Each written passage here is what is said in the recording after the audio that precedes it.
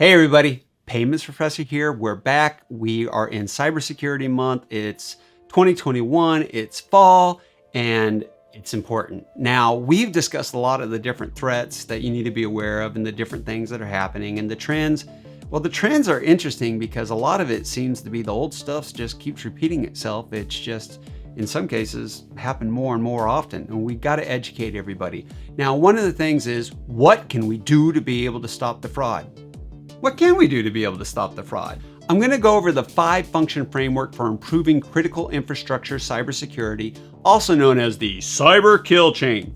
The Cyber Kill Chain.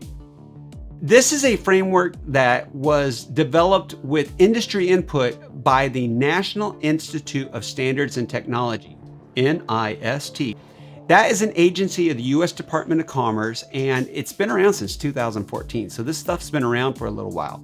Now, the framework functions are identify, protect, detect, respond, recover.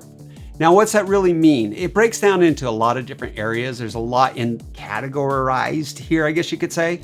Identify is, of course, we want to identify and we want to prioritize the assets that can be breached or damaged and therefore need to be secured. Think of it kind of like a risk assessment. Let's go find out what can go wrong and let's identify in that what can go wrong, what needs to be protected. And that takes us to protect. Now, protect means we've got to protect ourselves. We want to have safeguards. We want to have processes. We want to have technology. We want to have controls in place to be able to defend against the threats. Yeah, and after we defend against those threats and we protect ourselves, next it's time to detect. Crime detected, crime detected, crime detected. Okay, if we detect that there's crime, we want to make sure that we're doing something about it. Well, how do we even detect it? Well, that's where we have a baseline for being able to measure normal operations. What is normal activity for us? What is, not normal activity? Remember back to when we talked about if they were doing some of that cryptojacking or if they were taking over your websites, water holing, that type of stuff. Steady monitoring of your systems and activity, that will help you. Always monitor your systems. Always be aware of what's happening from inside and out. Monitoring is one of the key things. And the detect phase, that helps us if we notice that there are any anomalies, anything that's different or wrong that shouldn't be there. Now, if any of this happens and we do detect some activity, what's next?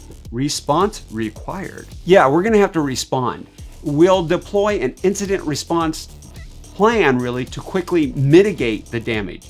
It's damage controls what's really happening here. We've got to respond once we have identified things. That response in some cases could be shutting down online activity, at least for a short period until you figure out what's happened, what's going wrong, and what you can do. Now, in some cases, this is really cool. In some cases, what happens is they will sit there and monitor it because you want to be able to trace it back to whoever's doing the type of attack.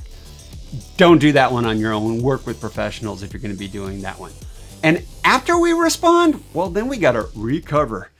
Oh, I'm in fraud recovery. Okay.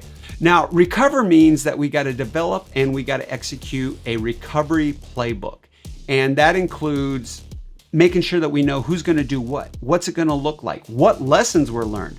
What can we do to better educate and better protect ourselves in the future? And the future of cybercrime, it's a scary thing. I have been to the future of cybercrime.